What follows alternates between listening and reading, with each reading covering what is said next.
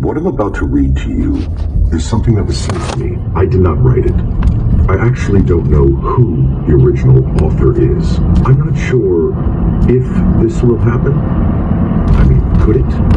Well, anything's possible right about now. Whoever wrote it is a lot smarter than me. But I believe it's very important to listen to, and I will be reading it verbatim. Are you ready? Here we go. Please bear with me.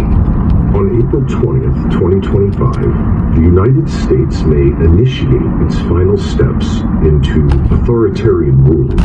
That's the day Donald Trump's advisory committee is expected to release its findings on whether he should invoke the Insurrection Act, a move that would allow him to deploy the military domestically and allow Trump to impose martial law. And as his 2 months in office have already shown, he won't stop at just a legal opinion. Expect an executive order even that same day or the next, officially declaring the Insurrection Act, restricting freedoms in the name of restoring control of the border, and perhaps in blue state cities, and setting the larger plan in motion. Of course, this won't be framed as an attack on democracy.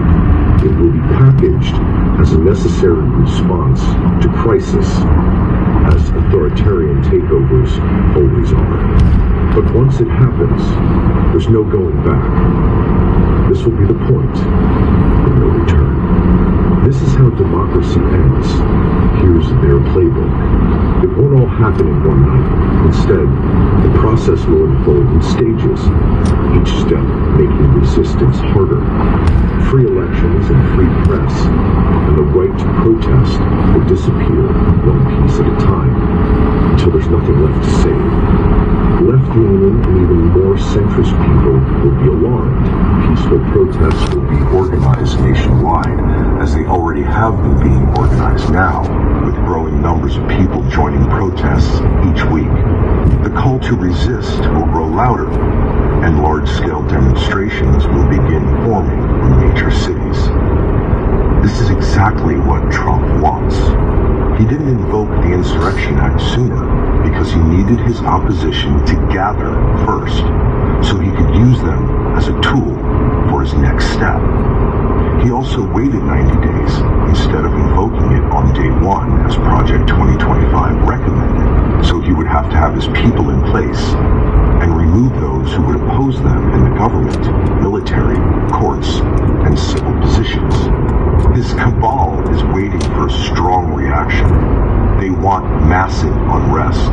They need a justification to kick off the next step in their plan. The protests will turn violent quickly, maybe in a day, maybe during the next big protest the following weekend. They will turn violent, not because of the protesters, but because they will have been infiltrated by agents, provocateurs, from militia groups like the Proud Boys, whose goal is to escalate as quickly as possible and give Trump and his cabal an excuse to trigger the next stage. Expect terrorist bombings, targeted assassinations, or high-profile acts of violence, either staged or exploited, to justify the crackdown. There may even be an extremely high-profile assassination of a leading right-wing leader that changes everything in a moment, and the woke radicals will be blamed, and the country will rally around more extreme measures to bring back order and control.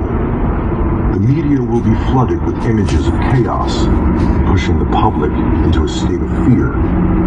Calls for order will follow. Stage 3, Trump has already invoked the Insurrection Act, so now he declares even more extensive and repressive martial law and orders troops into major cities where most oppose him, branding protesters and opponents as seditionists, traitors, and the woke mob.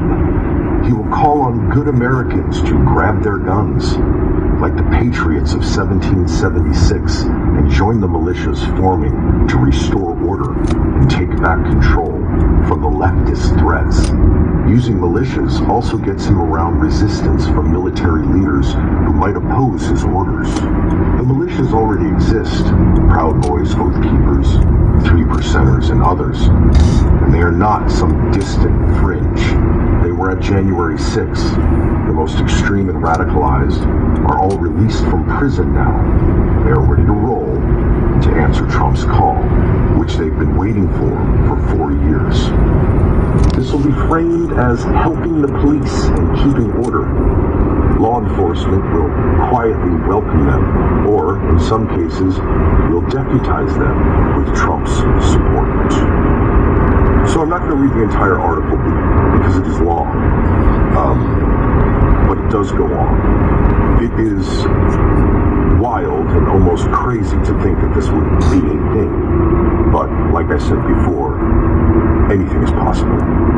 You can find this article on medium.com. Anyway, it's food for thought.